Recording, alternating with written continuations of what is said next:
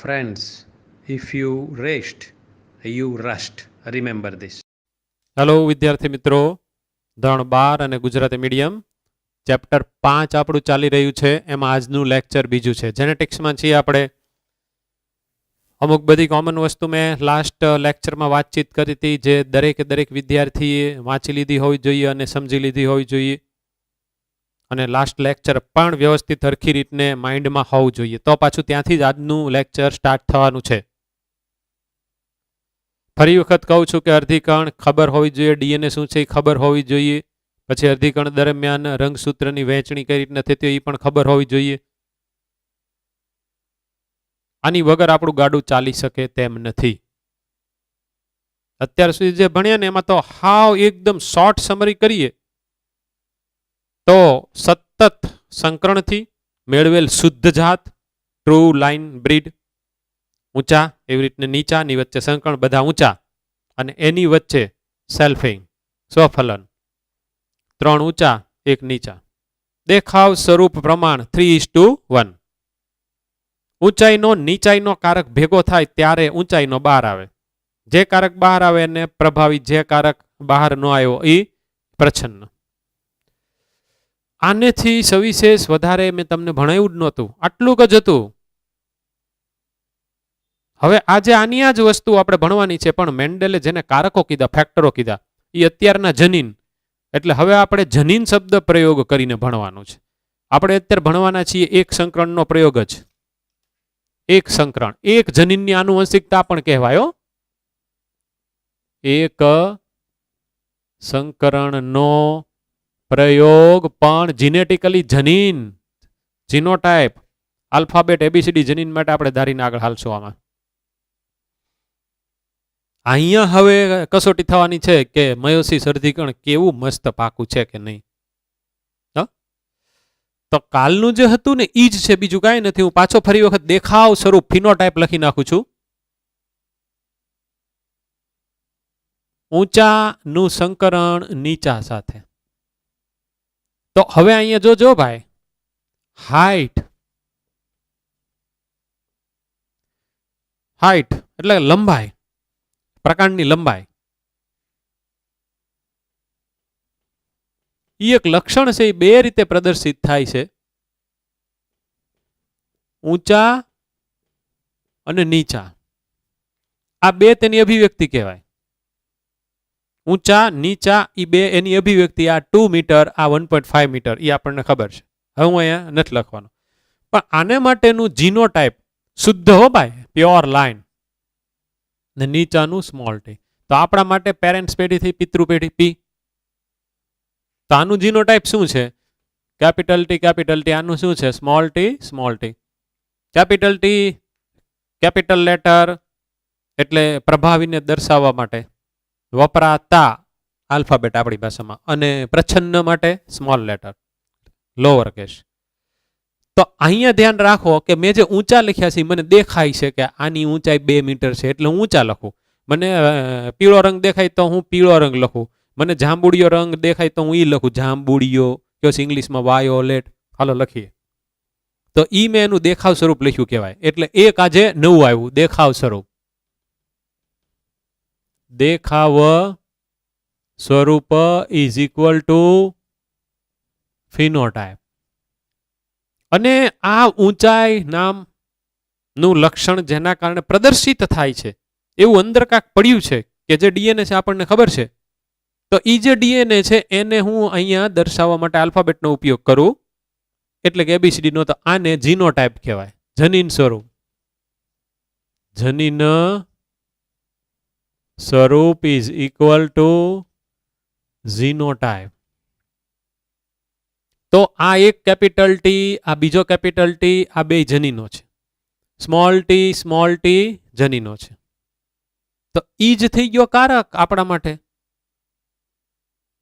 અને આ capital T, small T એકબીજાના વૈકલ્પિક કારક. વૈકલ્પિક કારકો. પાછો એક નવો શબ્દ આવ્યો, વૈકલ્પિક કારકો. આ એકને એક કારક કહેવાય, અલીલ કહેવાય, અલીલ્સ, વૈકલ્પિક કારકો. હવે વટાણાના છોડ ઉપર આ પ્રયોગ ચાલી રહ્યા છે, પાયસમ સટાઇવમ એનું સાયન્ટિફિક નેમ છે. એક આગળ ઉપર લેથિરસ ઓડોરેટસ એ આવશે.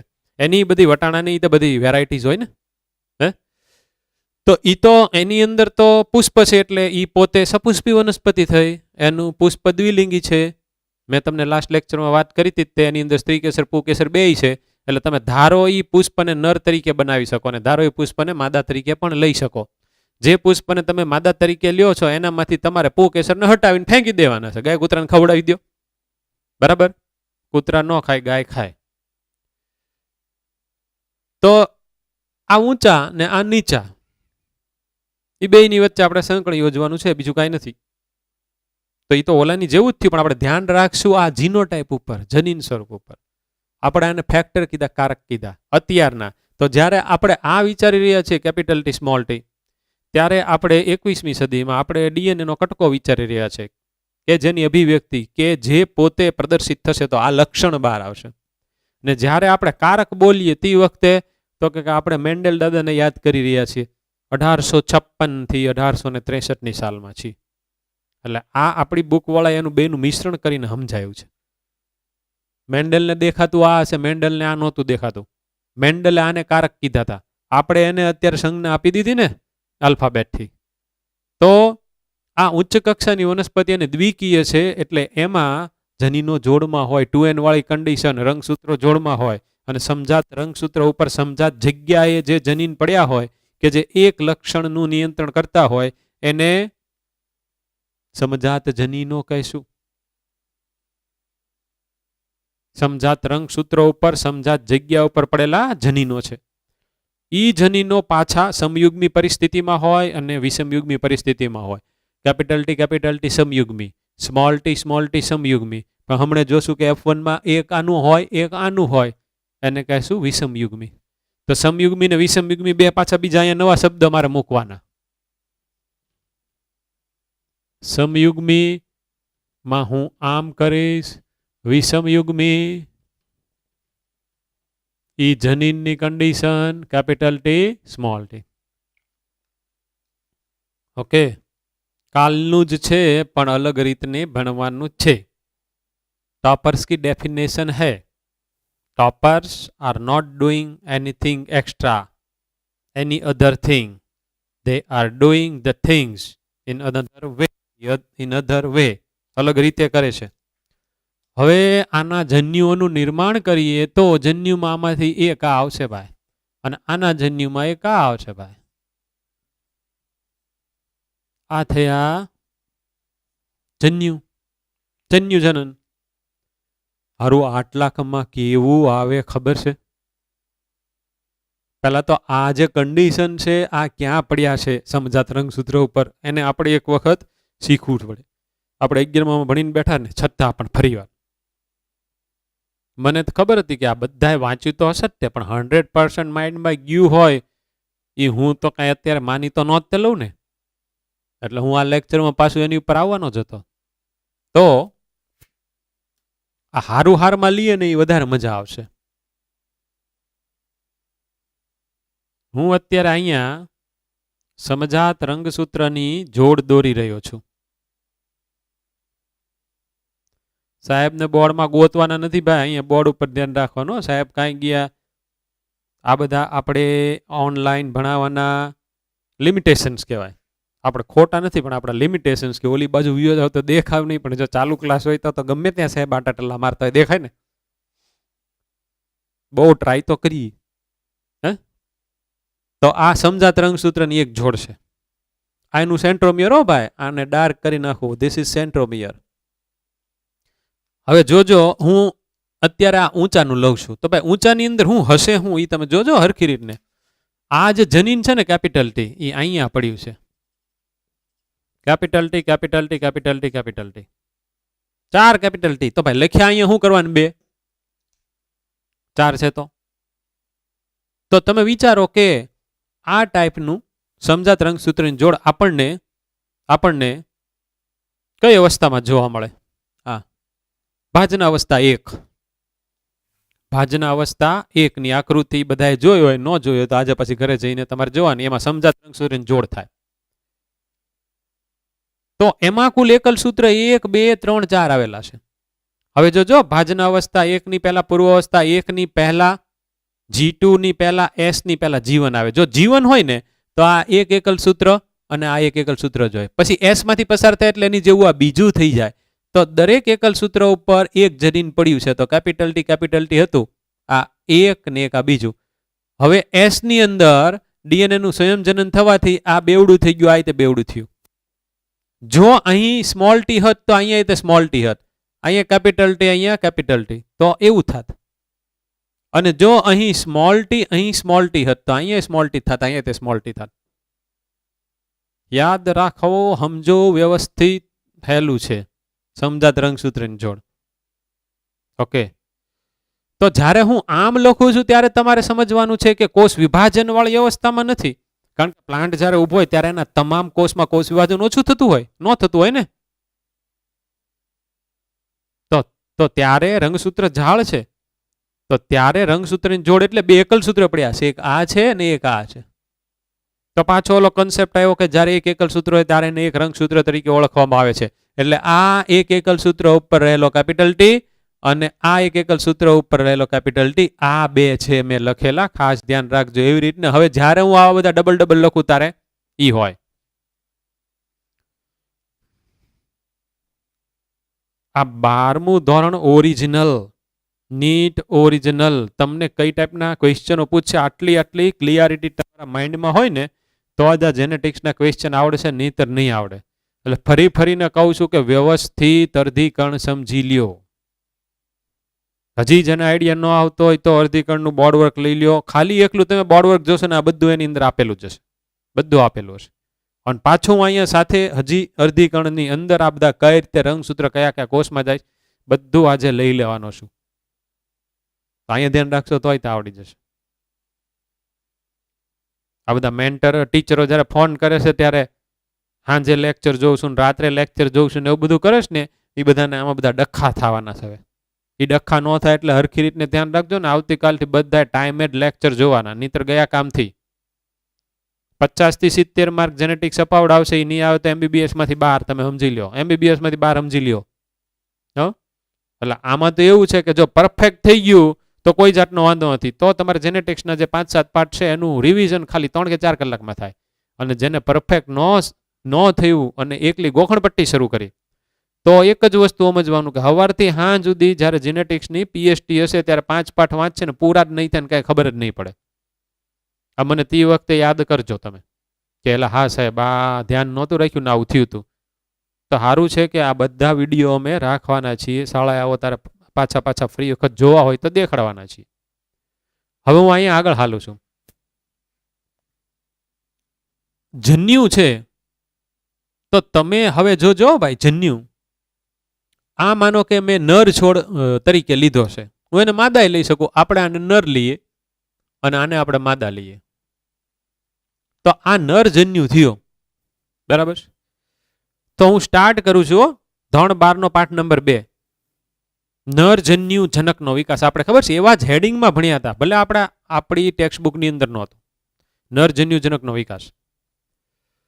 તો લઘુ બીજાણુ પેશી કે જે લઘુ બીજાણુ ધાનીમાં આવેલી હતી, એટલે કે જે પરાગાશયમાં હતી, એના તમામ કોષો 2n વાળા હતા. એટલે એની કન્ડિશન આવી થઈ. એની અંદર અર્ધીકણ થયું એટલે એમાં જીવન ને પછી S તો થયું જ હોય. એમાં જ્યારે ભાજના અવસ્થા 1 હોય ત્યારે સમજાત રંગસૂત્રની જોડ, એમાં 1 2 3 ને 4 એકલ સૂત્રો. વ્યવસ્થિત સમજી લેવાનું છે. પછી એ 2n માંથી જે 2 nn વાળા કોષ થાય તો એક કોષમાં આ આખું એક રંગસૂત્ર ગયું, આ આખું એક રંગસૂત્ર ગયું અને બીજા કોષમાં આખું એક રંગસૂત્ર ગયું. 2n માંથી nn અને પછી દરેક n માંથી nn વાળા 2 કોષ એટલે કુલ 4 કોષ. તો આ n છે શું છે તો કે આ કોષમાં એક એકલ સૂત્ર કેપિટલ ટી, બીજામાં બીજું, ત્રીજામાં ત્રીજું, ચોથામાં ચોથું. આ 4 આપણી ભાષામાં પરાગરજ બની અને એની અંદર પછી સંભાજન થઈને નરજન્યુ ઉત્પન્ન થયા. તો એમાં તો હવે સંભાજન થઈ ગયું એટલે એ તો હવે કેપિટલ ટી નું કેપિટલ ટી જ રહેવાનું છે. તો એ જે નરજન્યુ ઉત્પન્ન થયા એનામાં મેં આ એક કેપિટલ ટી લખ્યું. એ શું સૂચવે છે એ તમને ખબર પડી જવી જોઈએ કે આવું એક એકલ સૂત્ર છે, એમાં ગમે એક સ્થાન ઉપર કેપિટલ ટી પડ્યો છે. ઈ આ સૂચવે છે. ઈ આ સૂચવે છે. હવે પરાગરજ તો કેટલી બધી ઉત્પન્ન થઈ હોય, તો એના કારણે જે નરજન્યુ હોય તે કાંઈ એક ન હોય, ઘણા બધા હોય ને. દરેક પરાગરજ બે નરજન્યુને જન્મ આપતું તો આપણને ખબર છે. બેવડું ફલન યાદ કરો એટલે તમને ખબર પડી જાય. એવી રીતે આને આપણે માદા બનાવ્યું છે, તો આમાં શું થશે? બીજાશય કે અંડની અંદર બીજાંડ અથવા અંડક, અંડકની અંદર મહાબીજાણુનું નિર્માણ થતું તો ખબર છે. પ્રદેહનો એક 2n વાળો કોષ અસ્તિત્વમાં આવતો તો એનું વર્ગીકરણ થયું 1 2 3 4 એકીય n વાળા મહાબીજાણુ બન્યા. 3 નું વિઘટન થયું. એ જે એકીય n વાળો મહાબીજાણુ હતો એમાં સ્મોલ ટી, એમાં ખાલી તમારે શું વિચારવાનું છે? સેમ વસ્તુ, પણ આ જગ્યાએ સ્મોલ ટી તમારે મૂકી દેવાનું છે. 3 વિયેગી ક્રિયો, એનું પાછું સંપાદન 1 વાર 2 વાર ને 3 વાર, એમના કોષ કેન્દ્રનું 8 કોષ કેન્દ્રીય અવસ્થા, એમાં એક કોષ કેન્દ્ર એકીય n વાળું અંડકોષ તરીકે કામ કરતું. 2 સહાયક કોષો, 1 અંડકોષ એટલે કે માદાજન્યુ, 3 ભેગા થઈને અંડ પ્રસાધન બનાવતો. ઉપરની બાજુએ આપણે દોરતા હતા પ્રતિધ્રુવ કોષો, વચ્ચે NN વાળા 2 ને ભેગા કરી દીધા હતા. તો એમાં અંડકોષ એકીય n વાળો આવી ગયો. ઈ આ છે માદાજન્યુ. હવે એનું ફલન થયું તો એક નરજન્યુ માદાજન્યુની સાથે ફ્યુઝ થઈ ગયો. તો આ બે ફ્યુઝ થઈ ગયા કહેવાય.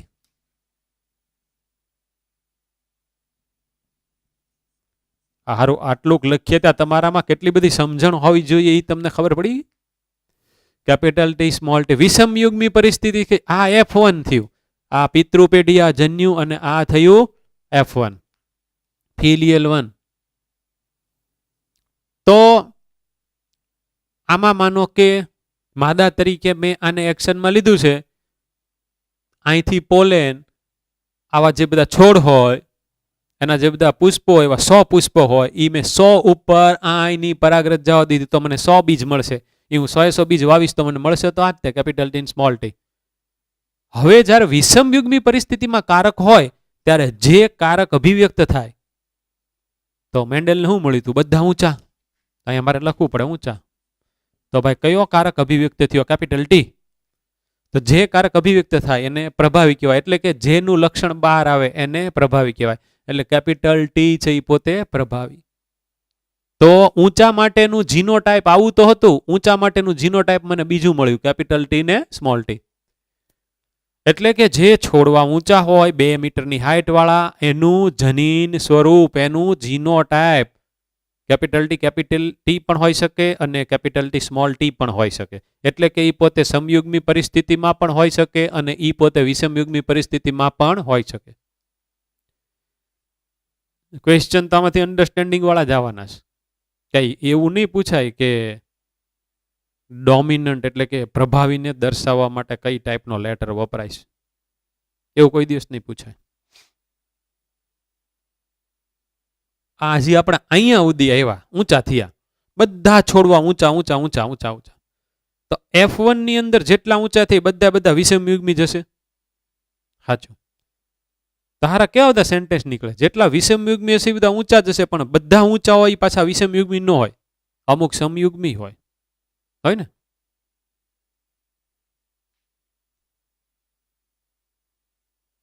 હવે આની વચ્ચે પાછું સંકલન કરવાનું છે. સ્વફલન થતું હતું ને આની નાની વચ્ચે, સેમ ટુ સેમ. તો પ્યુનેટ નામના સાયન્ટિસ્ટે એક ગ્રાફિકલ મેથડ આપી.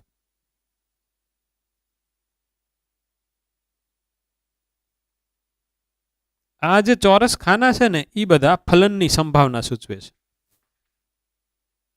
તો આને માનો કે હું ફિમેલ બનાવું, આને માનો કે મેલ બનાવું, તો જે નરજન્યુ છે એમાં 2 પ્રકારના જન્યુઓ મળવાની સંભાવના, કેપિટલ ટી વાળા, સ્મોલ ટી વાળા. માદા જન્યુમાં તો કે સેમ કેપિટલ ટી વાળા ને સ્મોલ ટી વાળા. ગઈકાલનું જ બધું આવશે, પણ સાયન્ટિફિક મેનરમાં આપણે સાબિત કરશું. આ F2 તરફ આપણે આગળ વધી રહ્યા છીએ. F2 તરફ આપણે અત્યારે આગળ વધી રહ્યા છીએ.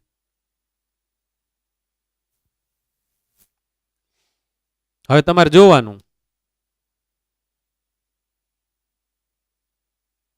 જન્યુઓ આમાં સેમ વસ્તુ કેપિટલ ટી ને સ્મોલ ટી.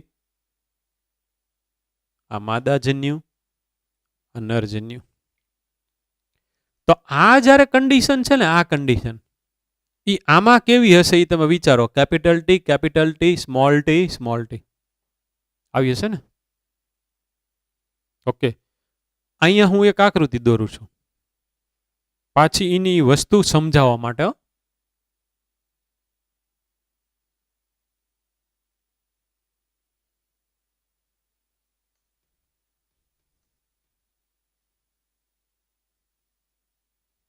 સમજાત રંગસૂત્રની એક જોડ, સમજાત રંગસૂત્રની બીજી જોડ, સમજાત રંગસૂત્રની એક જોડ ને સમજાત રંગસૂત્રની બીજી જોડ. અહીંયા કેપિટલ ટી, અહીંયા કેપિટલ ટી, અહીંયા સ્મોલ ટી, અહીંયા સ્મોલ ટી. તો મેં એસ માંથી પસાર થઈ ગયા પછીની આકૃતિ દોરી હોય તો આ મેં જે એરેન્જમેન્ટ કર્યું છે આ તો તમને ખબર પડી જ જાય કે આ કાંઈ એસ પહેલાની નથી. આ તો સાહેબે ઇક્વેટર ઉપર વિષુવવૃત્તીય તલ ઉપર રંગસૂત્ર સમજાત રંગસૂત્રની જોડ જોડ જોડ જોડની હાર કરી. પણ મેં આમાંથી લીધું કેપિટલ ટી સ્મોલ ટી વાળું લીધી. જો એસ પહેલાની કન્ડિશન હોય તો જોજો ભાઈ હરખીટ સમજજો તો એ આવું હોય. એસ પહેલાની કન્ડિશન અહીંયા ડ્રો કરું છું.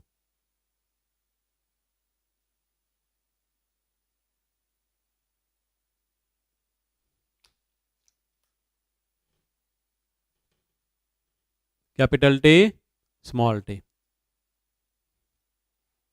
કેપિટલ ટી આ જે એકલ સૂત્ર છે એ આમાંથી આવેલું છે, આ છે એ આમાંથી આવેલું છે. હવે એસ માંથી પસાર થાય ત્યારે આનું સીધે સીધું સંયોજન થઈ જાય છે.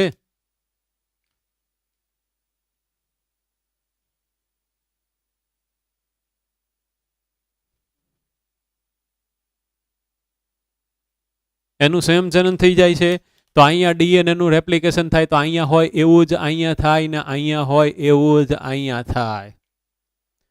આ સમજો, આ capital T capital T capital T capital T small T small T small T small T. આ સમજાત રંગસૂત્રની એક જોડ બીજી ત્રીજી. આને સમજાત જગ્યાઓ કહેવાય. સમજાત જગ્યાઓ. તો સમજાત જગ્યાઓ ઉપર, સમજાત લોકાય ઉપર, સમજાત રંગસૂત્રમાં કોઈ એક લક્ષણ માટેના જનીન જ પડ્યા હોય એટલે કે લંબાઈ પ્રદર્શિત થાય એવા જ પડ્યા હોય. એ પછી capital T capital T capital T capital T હોઈ શકે, small T small T small T small T હોઈ શકે, કે પછી કેપિટલ ટી સ્મોલ ટી હોઈ શકે. પણ આવું કોઈ દિવસ ન હોય. ધ્યાન રાખજો કે અહીંયા કેપિટલ ટી ને અહીંયા સ્મોલ ટી શક્ય જ નથી. કારણ કે આ એક હોય પછી એસ માંથી પસાર થાય ત્યારે એનું ડુપ્લિકેશન થાય અને વ્યતિકરણની ઘટના એસમાં નથી થતી. વ્યતિકરણની ઘટના એસમાં નથી થતી. એ ખાસ યાદ રાખવાનું. સી તો ઠેઠ ક્યાં થતી હતી? પૂર્વાવસ્થા એકમાં લેપ્ટોટીન, ઝાયગોટીન ને પેકિટીન. એ તો એસ પછી ક્યાં ને ક્યાંય છે. પહેલા G1 આવે, એસ આવે, પછી G2 આવે. પછી પૂર્વાવસ્થા એકમાં પહેલા લેપ્ટોટીન યાદ આવે છે ને, પહેલું લેપ્ટો એટલે પાતળા દોરા, પછી ઝાયગોટીન અને પછી આવે પેકિટીન અને પછી ડિપ્લોટીન ને પછી ડાયકાઇનેસિસ. આ તમને બધાને મોઢે હોવું જોઈએ તો જ તમને મજા પડે. અત્યારે આ હું જે બધું બોલું છું એની ફિગર તમારી પાસે માઇન્ડમાં હશે. જો કે મેજોરિટી છે એટલે કાંઈ વાંધો નહીં. આજે 5-10% આળસુડા અત્યારે થઈ ગયા છે ને, આ બધા મેન્ટર ટીચરો ફોન કરે છે. આમાંથી હવે હાવ પછી આપણે અને ડિલીટ મરાવી દઈશું. જો હરખી રીતને હવે કામ ન કર્યું ને, હવે સામેની સન્ડેની મિટિંગમાં જો મેન્ટર ટીચર તરફથી એવું આવ્યું ને કે આ છોકરો હજી બરાબર કામ નથી કરતો અને આજનું લેક્ચર એ તે મોડું જોયું, તો હું એને ફોન કરીને કહી દઈશ, ભાઈ હવે આપણે જેનેટિક્સ ભણવાનું બંધ કરી દો. આપણે કાંઈ જરૂરિયાત નથી ભણવાની.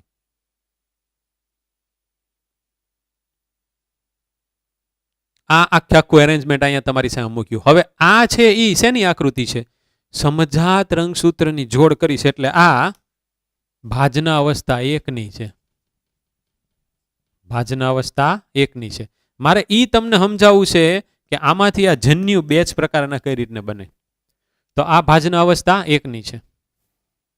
હવે ભાજનોત્તર અવસ્થા એક આવશે. આ આખું ઉપર, આ ઉપર, આ નીચે, આ નીચે,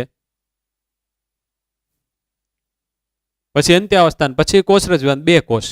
તો જે બે કોષ બનશે તો એ દરેક કોષમાં એક કોષમાં આ હશે, એક કોષમાં આ રંગસૂત્ર બીજું હશે. એટલે કે એક કોષમાં એકલું કેપિટલ ટી બીજામાં સ્મોલ ટી. હવે હું અર્ધીકરણ 2 ની ભાજના અવસ્થા 2 ની આકૃતિ દોરું છું.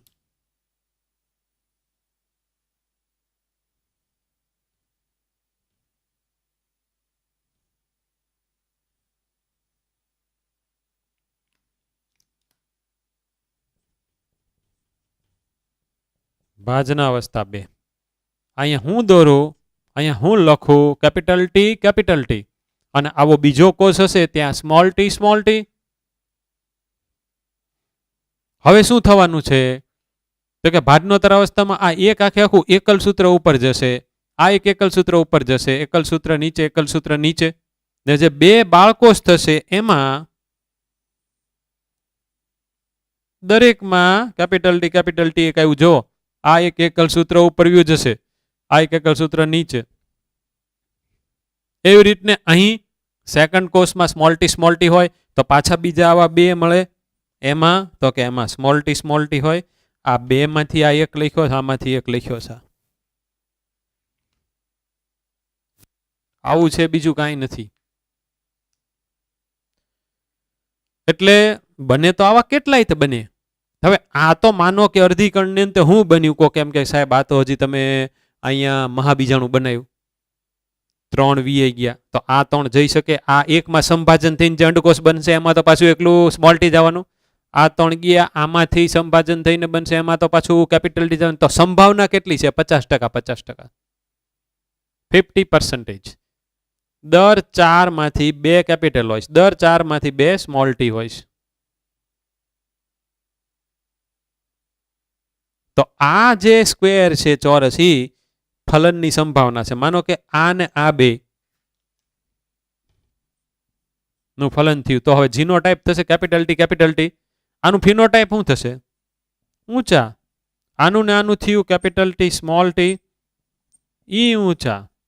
આ ને આ કેપિટલ ટી સ્મોલ ટી, ઈ બી ઊંચા. સ્મોલ ટી વિલ બી નીચા. તો અહીં દેખાવ સ્વરૂપ પ્રમાણ લખું છું. દેખાવ સ્વરૂપ પ્રમાણ ઈ કેટલું આવ્યું? 3:1. દેખાવ સ્વરૂપ ફિનોટાઇપિકલ રેશિયો 3:1. ઊંચા. જ્યારે હું અહીંયા દેખાવ લખું ત્યારે તમારે દેખાવ, પણ દેખાવ જેના કારણે છે એવો કારક એટલે કે ફેક્ટર ઈ આ છે ને. તો હવે જીનોટાઇપિકલ પ્રમાણ એટલે કે જનીન સ્વરૂપ પ્રમાણ એની કરતા જુદું હોય.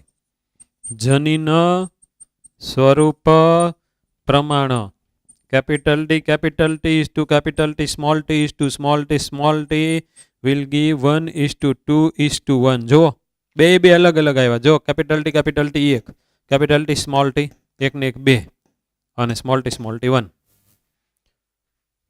આપણે જનીનોને અનુલક્ષીને અભ્યાસ કર્યો.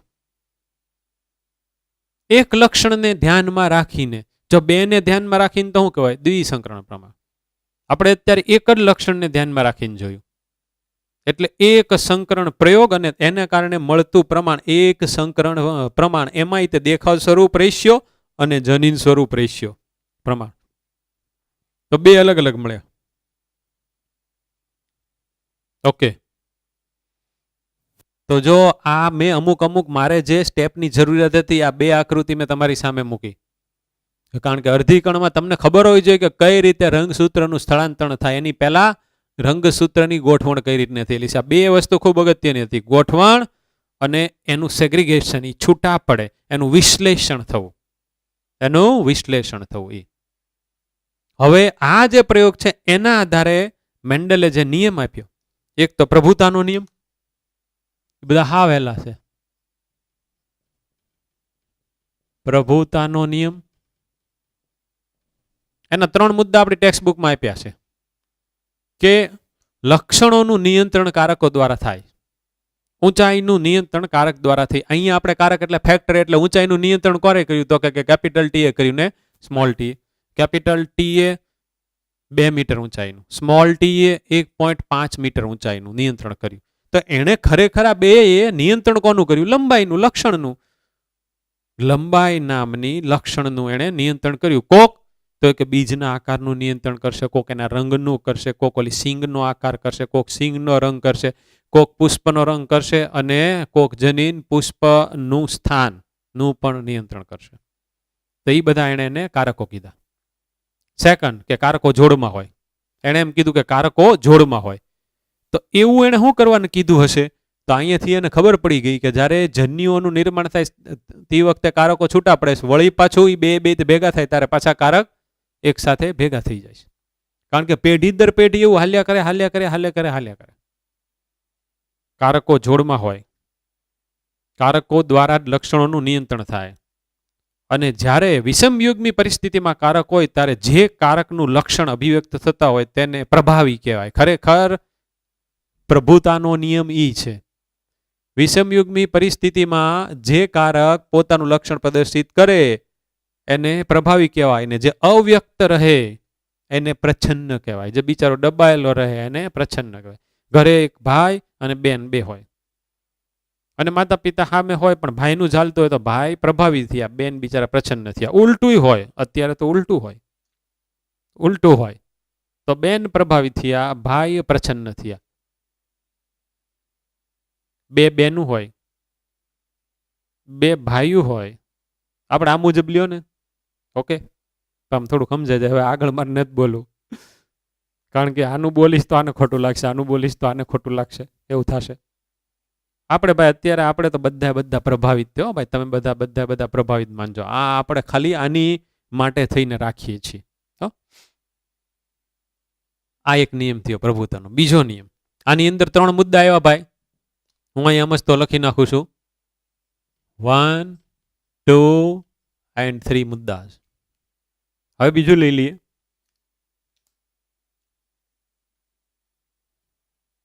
વિશ્લેષણનો નિયમ.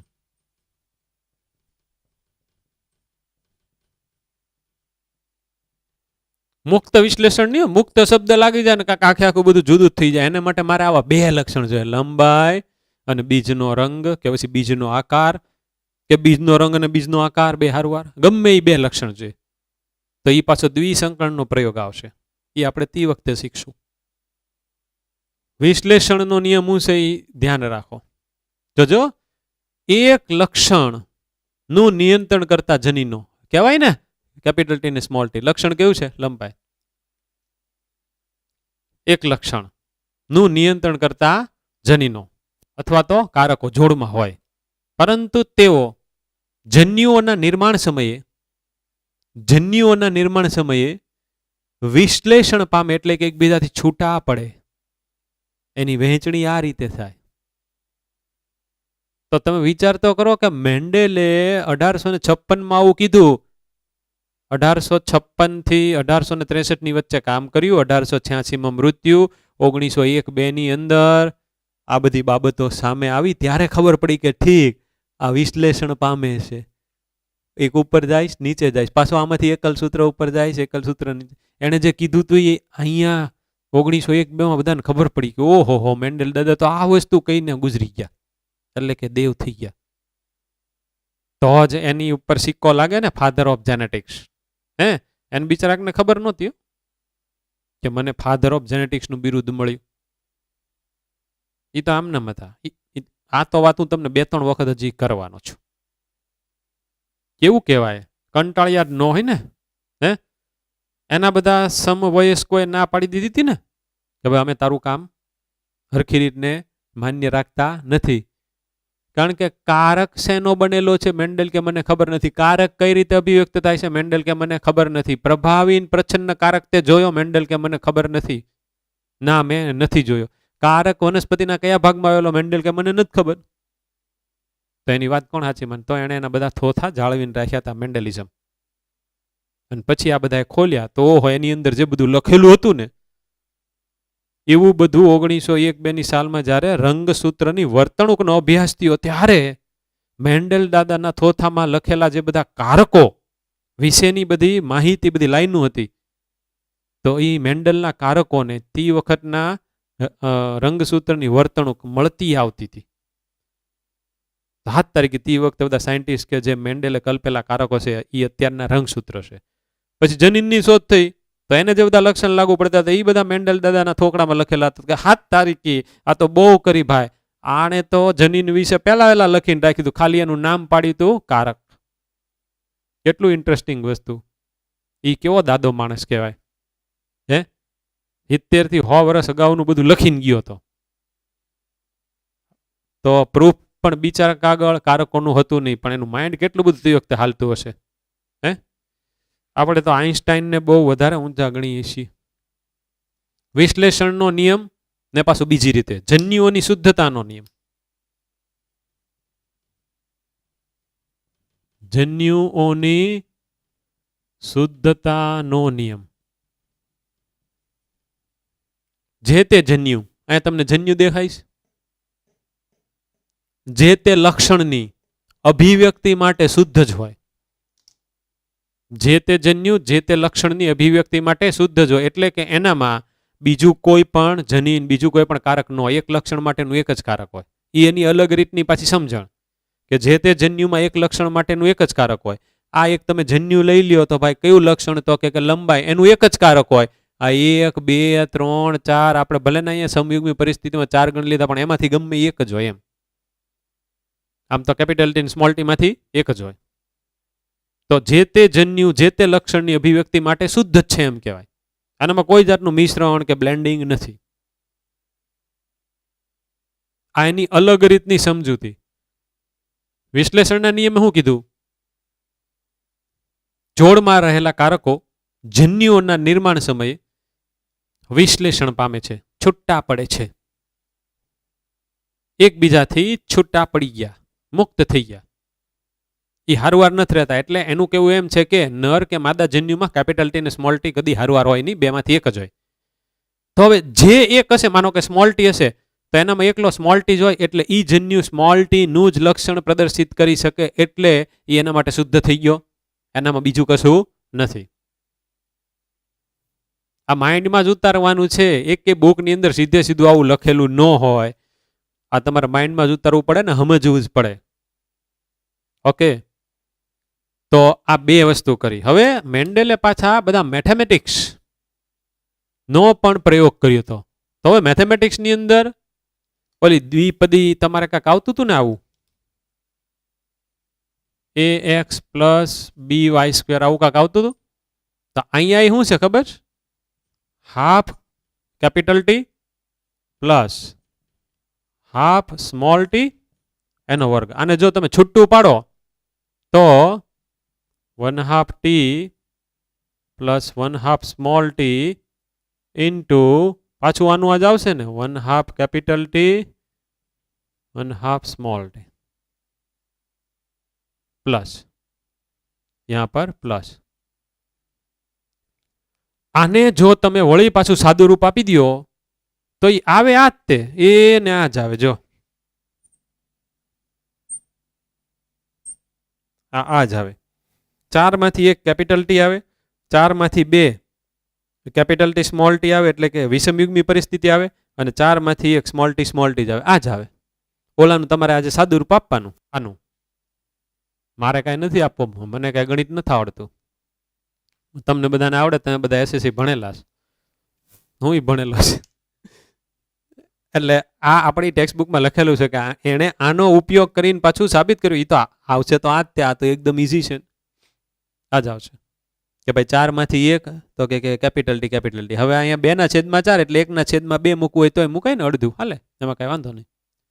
ઓકે, તો એણે આનો ઉપયોગ કર્યો.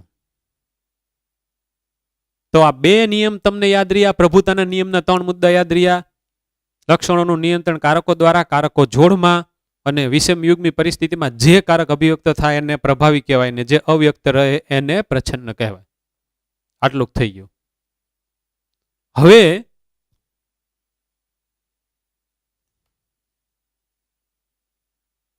અહીંયા એક નવો એક્સપેરિમેન્ટ કરીએ.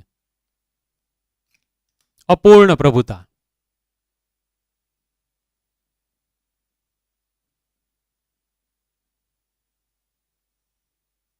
મેન્ડેલે બધા કાર્યોનું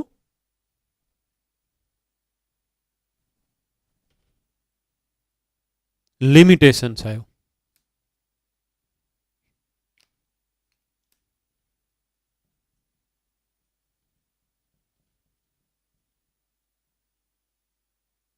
હો ભાઈ આવી રીતને કરી નાખ્યું બરાબર. એટલે આખે આખું આમરે મારે અહીંયા થોડુંક બોર્ડ વર્ક થાય. હવે બધા મેન્ડલના કાર્યોનું લિમિટેશન આવ્યું. એક ડોગ ફ્લાવર નામની વનસ્પતિ, એના બીજા ઘણા નામ છે, એન્ટીરાઇનમ. આપણે ડોગ ફ્લાવર યાદ રાખવાનું. અલગ અલગ જગ્યાએ એ ઉગતી હોય. એમાં એક લક્ષણ હું લઉં છું, પુષ્પનો રંગ લક્ષણ. તો મને કહો કે આ જે આપણે પી પ્લાન્ટ લીધો તો પાયસમ સટાઇવમ, વટાણાની એક વેરાયટી, એની અંદર જે પુષ્પનો રંગ હતો એ બે રીતે અભિવ્યક્ત થતો હતો. એમાં જે પ્રભાવી અભિવ્યક્તિ હતી એ વાયોલેટ હતી ને, અને બીજી જે પ્રચ્છન્ન અભિવ્યક્તિ હતી એ વ્હાઇટ હતી. આને ધ્યાનમાં રાખીને મારે એક વસ્તુ આટલાકમાં સમજાવવું છે, પણ પહેલા આ હું તમને સમજાવી દઉં. તો એવી રીતે હવે આ છે એ પાછો વટાણાનો છોડ નથી, ડોગ ફ્લાવર નામની વનસ્પતિ છે. એમાં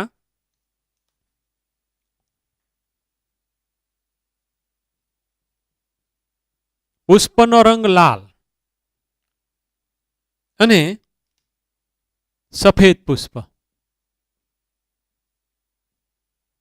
આનું હું અહીં જીનોટાઈપ પણ મૂકી દઉં. ઇન્ટરેસ્ટિંગ. આ પેરેન્ટ્સ થયું જીનોટાઈપ. આની જેવું છે. જન્યુઓનું નિર્માણ થાય, જે તે લક્ષણની અભિવ્યક્તિ માટે જન્યુ શુદ્ધ. જન્યુમાં એક લક્ષણ માટેનું એક જ જનીન હોય. હવે મને આના આધારે એમ કહો તો કે મેં કયું લક્ષણ પસંદ કર્યું છે. આ સ્નેપડ્રેગન નામના વનસ્પતિના છોડની અંદર મેં અત્યારે કયું લક્ષણ સિલેક્ટ કર્યું છે. તો લાલ રંગનું પુષ્પ એમ ન કહેવાય, પુષ્પનો રંગ એ લક્ષણ છે. એની અભિવ્યક્તિ બે છે, એક લાલ અને એક સફેદ. હવે F1 માં આ જન્યુ, F1 માં જીનોટાઈપ તો તમને ખબર પડી ગઈ ને, કેપિટલ આર ને સ્મોલ આર, જીનોટાઈપ. પણ ફિનોટાઈપ કયું આવે, એટલે કે દેખાવ સ્વરૂપ. આ ઊંચા મેં લખ્યું એને ફિનોટાઈપ કહેવાય. એ આની અંદર ફિનોટાઈપ કયું થાય? તો તમે જે કયો ને, આમ તો જો કે તમારે મને એક પ્રશ્ન કરવો પડે, અથવા તો ઘણા બધા વિદ્યાર્થીએ વિચારી લીધું કે અહીંયા લાલ પુષ્પ જ આવે, F1 માં બધા લાલ જ પુષ્પ આવે F1 જનરેશનમાં, એવું બધા વિચારી લીધું ને. કોક એમ કે સાહેબ જો અહીંયા તમે પ્રચ્છન્ન મૂક્યું છે એટલે અહીંયા છે પ્રભાવી, એટલે તો અહીંયા રેડ જ હોય. પણ એ રેડ નહોતું મળ્યું, નહોતું વ્હાઇટ મળ્યું, એની બદલે ગુલાબી મળ્યા. ગુલાબી પુષ્પ મળ્યા. એટલે હું થયું કે કેપિટલ આર સ્મોલ આર ઉપર 100% પ્રભાવી નથી, અપૂર્ણ પ્રભુતા છે. જો હોય 100% તો એ પ્યોર રેડ કલર જ થાત. તો ભાઈ અહીંયા આવું શા માટે થયું? એક્સપેક્ટેડ પરિણામ, મેન્ડલના નિયમ મુજબ એક્સપેક્ટેડ પરિણામ કયું મળવું જોઈએ? તો કે પિતૃ હોય, આ બે પિતૃ, એમાંથી એક જેવું મળવું પડે. પિતૃ હોય એમાંથી એક જેવું મળવું પડે, બેમાંથી એક જેવું ન મળ્યું તો કે મેન્ડેલ ખોટો છે એમ ન કહેવાય. પણ આપણે એમ કહેવાય કે મેન્ડેલ આ F1 નું જે પરિણામ ગુલાબી આવ્યું તે સમજાવવા માટે અસમર્થ છે. એ ખોટો છે એમ ન કહેવાય. જ્યાં આવું હશે ત્યાં આવું જ આવશે. પણ આ કાંક નવું આવ્યું. તો શા માટે આ વસ્તુ મેન્ડેલને ધ્યાને ન આવી? તો કે એકદમ સિમ્પલ રીઝન છે કે એણે 7 વર્ષ સુધી એકલા વટાણા ઉપર જ કામ કર્યું. આખી વનસ્પતિ જ અલગ છે, તો એકલા વટાણા ઉપર કામ કર્યું, એમાં ઘણા બધા પરિણામો મળ્યા, એના આધારે એણે બધા સચોટ નિયમ બનાવી, તો બધા સાચા જ છે. પણ ભાઈ દુનિયામાં તો એની સિવાયનું તો ઘણું બધું હોય ને. એટલે એનું કામ મર્યાદિત લિમિટેડ હતું અને લિમિટેડ સમયગાળામાં હતું, અને ખાલી એકલું વટાણાની ઉપર મર્યાદિત હતું. બાકી એની જે આજુબાજુ બાકીની હશે વનસ્પતિ એમાં કદાચ એને વર્ક કર્યું હોય તો આપણે બધા મેન્ડલના થોથ તો ખબર પડે. પણ અહીંયા સુધી તો એ પોતે પહોંચ્યા નહોતા, એ વાત તો નક્કી થઈ ગઈ. કારણ કે નહીતર આનો આન્સર શું છે એ તે એણે તો શોધી જ નાખ્યો હોત. પણ એને જે બધા પરિણામ પ્રાપ્ત થયા હતા એ જ્યારે કોઈ પણ ઓલા 7 લક્ષણ પૈકીનું ગમે એક લક્ષણ લે અને એની બે અભિવ્યક્તિને ધ્યાનમાં રાખીને સંકળ યોજે તો ઓલવેઝ એને આ બે જે અભિવ્યક્તિ એમાંથી એક જ અભિવ્યક્તિ F1 ની અંદર મળી હતી, ક્યારેય તેનું મિશ્રણ થયેલું જોવા મળ્યું નહોતું. એટલે ઈ એમના પ્રયોગોમાં જે બધા મળ્યા એમાં તો ઈ સાચા જ હતા. જો આમાં ઓલો નિયમ એ સાચો પડ્યો ને, જન્યુઓની શુદ્ધતાનો નિયમ, જો સર્વત્ર, એ તો બધા માટે સાચો થઈ ગયો ને કે ભાઈ જન્યુમાં એક લક્ષણ માટેનું એક જનીન, સામાન્ય સમજણી સાચી થઈ ગઈ ને.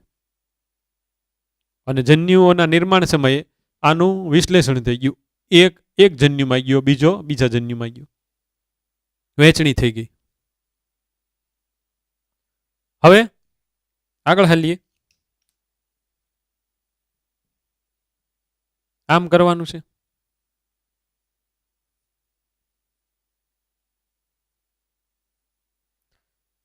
આને માદા બનાવીએ તો આ બાજુ આપણે માદા જન્યુ, આને નર બનાવીએ તો આ બાજુ નર જન્યુ. તો કેપિટલ આર સ્મોલ આર, આમાં કેપિટલ આર ને સ્મોલ આર,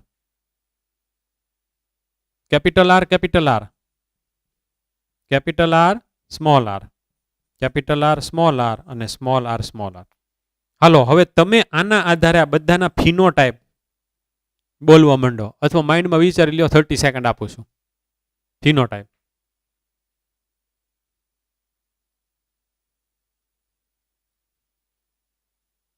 ઓકે.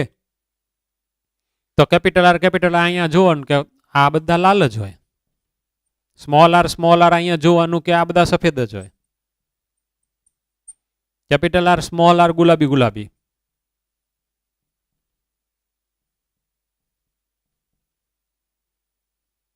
તો જોજો હવે, લાલ ઇઝ ટુ ગુલાબી ઇઝ ટુ સફેદ, 1:2:1 આવ્યું.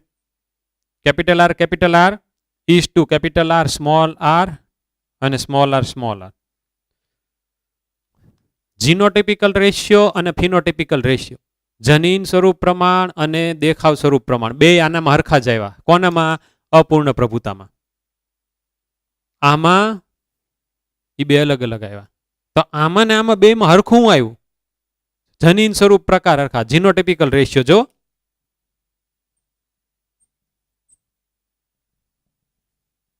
આ હરખું આવ્યું. ફિનોટિપિકલ રેશિયો ફરી ગયો. ક્વેશ્ચન તો આમાંથી તો પૂછશે ને, બરાબર ને?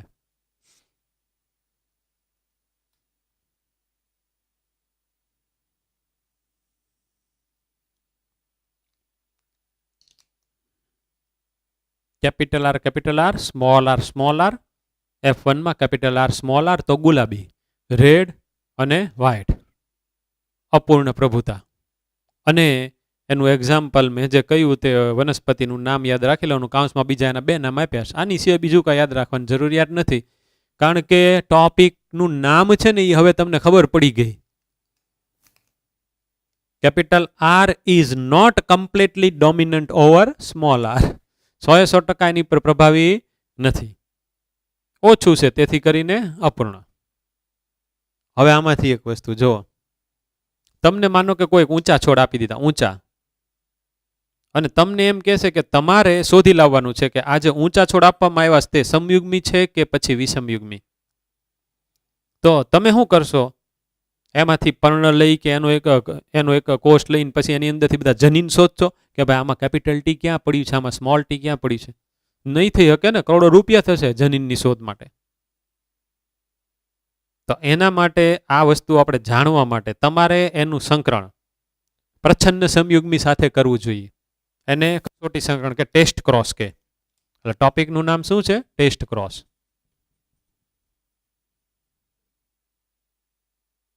પણ હું આ તમને ઊંચાઈને ધ્યાનમાં લઈને નથી સમજાવવાનો. મારે હવે લક્ષણ એક ચેન્જ કરવું છે. પુષ્પનો રંગ, પુષ્પનો રંગ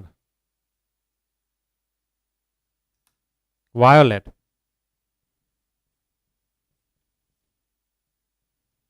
તો એનું જીનોટાઇપ આવું હોઈ શકે અને એનું જીનોટાઇપ આવું હોઈ શકે,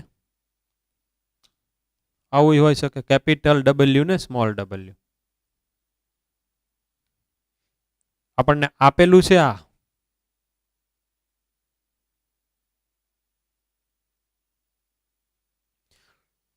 કેપિટલ ડબલ્યુ અને કેપિટલ ડબલ્યુ સ્મોલ ડબલ્યુ, કારણ કે પુષ્પનો રંગ વાયોલેટ, જાંબલી પુષ્પ, ઈ પોતે પ્રભાવી અભિવ્યક્તિ છે. તો એ સમયુગ્મી પરિસ્થિતિમાં છે કે વિષમયુગ્મીમાં, એ મારે જાણવું હોય તો મારે એનું સંકરણ કોની સાથે યોજવાનું છે? સફેદ સાથે. સફેદ સાથે, વ્હાઇટ સાથે.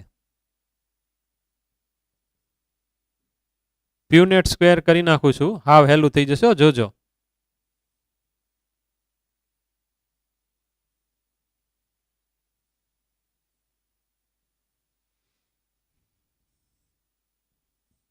આમાંથી જન્યુ તો આપણને ખબર છે, સ્મોલ ડબલ્યુ, આમાંથી જન્યુ કેપિટલ ડબલ્યુ. આમાંથી જન્યુ સ્મોલ ડબલ્યુ, આમાંથી જન્યુ કેપિટલ ડબલ્યુ મળશે. હવે ફલન, પહેલું ખાનું કેપિટલ ડબલ્યુ સ્મોલ ડબલ્યુ, બીજું ખાનું કેપિટલ ડબલ્યુ સ્મોલ ડબલ્યુ, ત્રીજું ખાનું કેપિટલ ડબલ્યુ સ્મોલ ડબલ્યુ, ચોથું ખાનું કેપિટલ ડબલ્યુ સ્મોલ ડબલ્યુ. આવું મળ્યું. હવે કેપિટલ ડબલ્યુ પોતે પ્રભાવી અભિવ્યક્તિ એટલે વાયોલેટ છે, તો આ બધા જાંબલી જ મળવાના. જાંબલી, જાંબલી, જાંબલી, જાંબલી. અહીંયા શું થાય છે એ જોઈએ. અહીંયા સ્મોલ ડબલ્યુ આવશે ને, આના બે જે હશે, આ બીજું છે સ્મોલ ડબલ્યુ. આ બે, આ બે, આ બે, આ બે, તો બે મળ્યા એ જાંબુડિયા મળ્યા. આ જાંબલી, આ જાંબલી, અને આ મળ્યા સફેદ સફેદ. આવું થયું.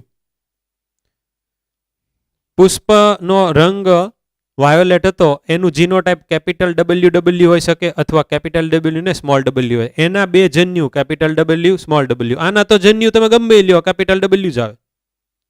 એનું આપણે સંકરણ વ્હાઇટ સાથે સફેદ સાથે કર્યું, સ્મોલ ડબલ્યુ, કેપિટલ સ્મોલ જાંબલી, સ્મોલ સ્મોલ સ્મોલ સ્મોલ સફેદ. આમાં capital W small, capital W small, capital W small. હવે ઉલટું જવાનું, ધ્યાન રાખજો. હવે ઉલટું જવાનું છે. કઈ રીતને? તો કે આપવામાં આવેલો છોડ છે એનું તમે સંકરણ સમયુગ્મી પ્રચ્છન્ન ની સાથે કરો, અને જો તમને ઉત્પન્ન થયેલી સંતતિ બધી આપવામાં આવેલો છોડ છે એવી જ મળે, બધી, તો આપવામાં આવેલો છોડ સમયુગ્મી પરિસ્થિતિમાં હોય. અને જો તમને ઉત્પન્ન થયેલી સંતતિ અડધી આપવામાં આવેલો છોડ છે એવી મળે, અડધી એનું સંકરણ જેની સાથે યોજ્યું છે એટલે કે પ્રચ્છન્ન સમયુગ્મી એવી મળે, તો આપવામાં આવેલો છોડ પોતે વિષમયુગ્મી છે. ઉલટું કરી નાખવાનું, ઉલટું. હવે આપણને એમ કે ચાલો એક ઊંચો છોડ આપી દીધો, એ સમયુગ્મી છે કે પ્રચ્છન્ન યુગ્મી, તો એનું તમે સંકરણ યોજો નીચા સાથે. બધા ઊંચા થાય તો આપવામાં આવેલો ઊંચો છોડ છે એ સમયુગ્મી એટલે કે કેપિટલ ટી વાળો હોય. પણ અડધા ઊંચા થાય ને અડધા નીચા થાય તો આપવામાં આવેલો છોડ વિષમયુગ્મી એટલે કે કેપિટલ ટી અને સ્મોલ ટી વાળો હોય. તો આ હતું એ કેપિટલ ટી સ્મોલ ટી નું ઉદાહરણ હતું. આ હતું એ કેપિટલ ટી નું ઉદાહરણ હતું. એનું સંકરણ સ્મોલ ટી સ્મોલ ટી. એકવાર આની સાથે એકવાર ઓલાની સાથે. એટલે આપણી ટેક્સ્ટબુકમાં આ કરીને સમજાયું હતું એટલે મેં આ મૂક્યું, તો આપણને થોડુંક ખબર પડે, થોડુંક તમારું માઇન્ડ આલે કે ઓકે ચલો જાંબલીને વ્હાઇટ કલર સાહેબે લીધો હતો, વાયોલેટને વ્હાઇટ કલર સાહેબે લીધો હતો, રાઈટ. હવે આ જે પ્રભાવીપણું છે એ છે શું ખરેખર? ડોમિનન્સ શું છે?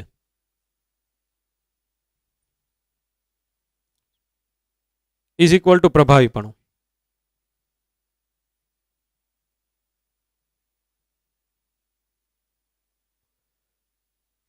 એને આપણે સમજવાનું કે ઈ શું છે. તો હું અહીંયા એક ઉત્સેચક લખું છું. ઉત્સેચક ફર્સ્ટ. આ ઉત્સેચકનું નિર્માણ જેના કારણે થતું હશે ઈ એક જનીન હશે ને, જનીન એક કીએ, અને જનીન એટલે એક ડીએનએ નો કટકો. એના ચોક્કસ બધા એટીસીજી આવેલા હશે. એક ચોક્કસ સિરીઝમાં આમાં એટીસીજી આવેલા છે. આપણે એમ જ માની લઈએ કે એટી ઓલ્ટરનેટ આવેલા છે. તો એની સામે અહીંયા એ હોય, અહીંયા ટી હોય, તો અહીંયા ટી હોય, એ હોય, ટી હોય, એના બધા પૂરક સામે એક ચોક્કસ ક્રમમાં છે.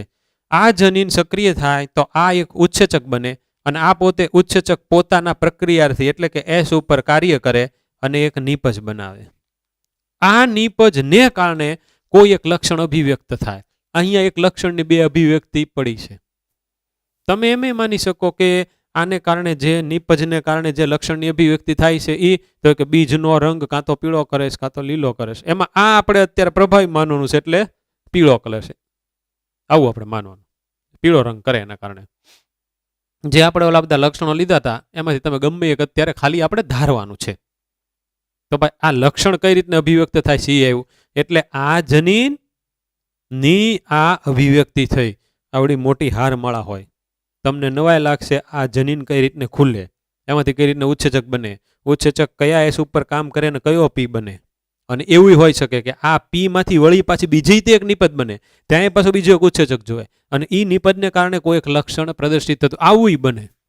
ચયાપચયના પાથ તો બહુ બધા ખૂબ મોટા અને જટિલ ખૂબ છે, પણ અત્યારે આપણે એક સિમ્પલ વેમાં જવાનું છે કે આ જનીન સક્રિય થાય તો આ એક એન્ઝાઇમ બને જે એસ ઉપર કાર્ય કરી અને નિપજમાં ફેરવે અને આ નિપજને કારણે કોઈ એક લક્ષણ અભિવ્યક્ત થાય છે. ઓકે, હવે પહેલું અહીંયા લખું છું, હાવ હેલું છે. મારી આગળ એક જનીન છે, મેં અહીંયા અત્યારે તમારી સામે મૂકેલું કે જેની અભિવ્યક્તિ આ ઉત્સેચકનું નિર્માણ થવી.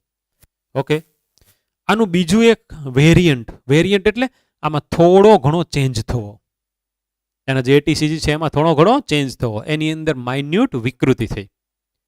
તો એ જો વિકૃતિ થશે આની અંદર તો આ ઉત્સેચક એકનું નિર્માણ જ થાય, એની બદલે કાંક બીજી વસ્તુ પણ થઈ શકે. એટલે કે એ પોતે ઉત્સેચક કાં તો ઉત્પન્ન જ ન થાય, કાં તો એ જો પોતે ઉત્સેચક ઉત્પન્ન થાય તો નિષ્ક્રિય રહે, આવું કાંક થશે ને. તો એક હું લખું છું પહેલું કે નિષ્ક્રિય ઉત્સેચક.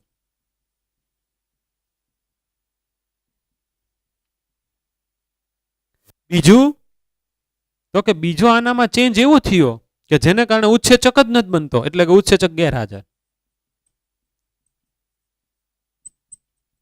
સરખી રીતને સમજી લેજો, મેં બે વસ્તુ લખી છે. આ એક ડીએનએ નો કટકો છે એમાં થોડોક ચેન્જ થયો, એટલે આનું તો હવે એ ડુપ્લિકેટ ન જ રહ્યું, એમાં કાંક એટીસીજીમાં ડખા થયા. પણ એના કારણે થયું કેવું તો કે ઉત્સેચક ઉત્પન્ન થાય પણ કેવો થાય, નિષ્ક્રિય. અને જે બીજો એક ડખો છે એ એવો થયો કે જેના કારણે ઉત્સેચક ગેરહાજર.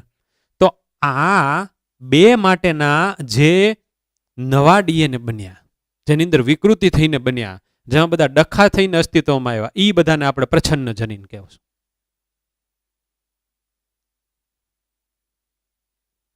એ બધાને આપણે પ્રચ્છન્ન જનીન કહેશું. તો માનો કે કોકનામાં એક આ જનીન છે, એની સાથે નિષ્ક્રિય ઉત્સેચક વાળું જનીન છે.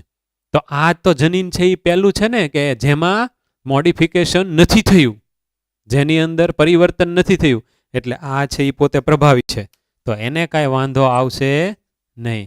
તો સામાન્ય રીતે જેની અંદર મોડિફિકેશન થઈ ગયું હોય એ બધા પ્રચ્છન્ન હોય ને ન થયું હોય એ સામાન્ય રીતે પ્રભાવી હોય. હવે ઉત્સેચક ગેરહાજર એટલે કે ઉત્સેચક ઉત્પન્ન નથી થતો એવું, અને આ બે ભેગા થાય તોય તે આનું જ લક્ષણ બહાર આવશે. તો આ પાછું ઉત્સેચક ઉત્પન્ન થશે તે એસમાંથી બી બનશે. પણ જો આવા બે ભેગા થઈ ગયા, ઉત્સેચક જે ન બનાવે એવા બે ભેગા થઈ ગયા, તો પછી આ નિપજ ન બને ને એને કારણે જે લક્ષણ બહાર આવતું હોય આવે નહીં. તો કાંક બધું નવીન ટાઈપનું થાય. આ કન્સેપ્ટને ધ્યાનમાં રાખીને આપણે ચયાપચય ખામીઓ જેનેટિક્સમાં ભણવાની આવશે, બધા રોગો અલગ અલગ ટાઈપના, એ આપણે ભણશું.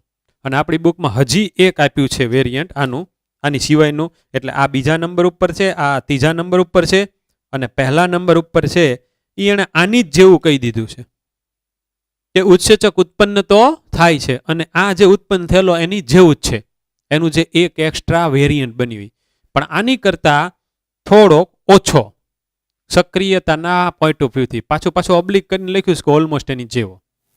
એટલે એવું પણ થઈ શકે, તમે જુઓ મેં અત્યારે આ એક ડીએનએના કટકાની અંદર એક પહેલો એલો ડખો કરાવ્યો તો આવું થયું, સેકન્ડ ડખો ઓલા પહેલાની કરતા અલગ તો આવું થયું, અને એની કરતા એક સ્લાઇટ માઇનોર, એ ઓલમોસ્ટ આની જેવું જ રહ્યું, એ ઓલમોસ્ટ એની જેવું જ રહ્યું.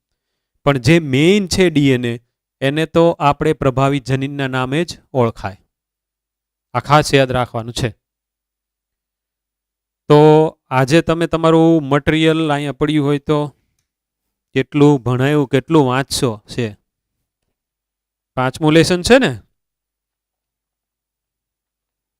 5.2 સુધી તમે વાંચ્યું હતું ને, એમાં જે 5.2 નું જે ટેબલ છે એમાં તમારે પુષ્પના સ્થાનમાં કક્ષીય કરી નાખવાનું છો, એટલે કે કક્ષસ્થ સામેની આકૃતિમાં. હવે જો 5.3, 5.4, 5.5, પછી આ વિશ્લેષણનો નિયમ, પછી અપૂર્ણ પ્રભુતા 5.6. સહપ્રભાવિતા તમારે નથી વાંચવાનું, એટલે 5.7 પાના સુધી વાંચવાનું છે. સહપ્રભાવિતા ઉપરના સુધીનું વાંચવાનું છે. એમાં આ ત્રણેય બાબતો આપી છે. પહેલી છે સામાન્ય કે ઓછો કાર્યશીલ ઉત્સેચક, બીજી છે અક્રિયાશીલ, અને ત્રીજી ઉત્સેચક જ ન હોય, ગેરહાજર. આ બધું આની અંદર આપેલું છે. અહીંયા સુધી તમારે વાંચવાનું છે. પણ બોર્ડ વર્ક પહેલા એક વાર, 2 વાર, 3 વખત જોઈ લેવાનું છે. પછી જસ્ટ ફટાફટ વાંચશો ને એક વાક્ય તમારા માઇન્ડમાં આ આકૃતિ સામે બધી જ તે તરતી હશે. એક એક તમે વાક્ય વાંચશો ને એટલે તમને તરત જ ખબર પડશે, ઓકે આનો મતલબ આ, આનો મતલબ આ, આનો મતલબ આ. એ જસ્ટ 1 કે 2 વખત વાંચીને પછી મૂકી દેવાનું. હોમવર્ક તમે તમારી રીતને તમારી ભાષામાં લખીને કરો. જેનેટિક્સમાં હોમવર્ક આવી રીતના અંદરથી વર્ડ ટુ વર્ડ ઉતારા કરવાની જરૂરિયાત નથી. તમને હું એમ કહું કે 2 અલગ અલગ પ્રકારના કારકો, એવું તમે લખો કે પછી વિષમયુગ્મી પરિસ્થિતિ, તમને વિષમયુગ્મી પરિસ્થિતિ જ યાદ આવી જશે. પછી પ્રભાવીને પ્રચ્છન્નમાં બીજી કોઈ પણ તમને ટર્મ યાદ આવશે જ નહીં. એટલે બિંદાસ પહેલા સમજણ ક્લિયર રાખવાની, વાંચવાનું પછી પહેલા મસ્ત બોર્ડ વર્ક હરખી રીતને તમારે ઉતારવાનું જ, તે સ્ક્રીનશોટ પાડીને પછી વ્યવસ્થિત ઉતારતા જાવ ને ત્યાં જ આખો ટોપિક તમારે ક્લિયર થઈ જશે. પછી 1 કે 2 વખત વાંચી જવાનું ને પછી હોમવર્ક પોતાની જાતે કરવાનું છે. પોતાની રીતને બધા વાક્ય લખવાના છે. ઓકે, તો એક ફોટો પાડી લ્યો, મારે આગળ જવું પડશે.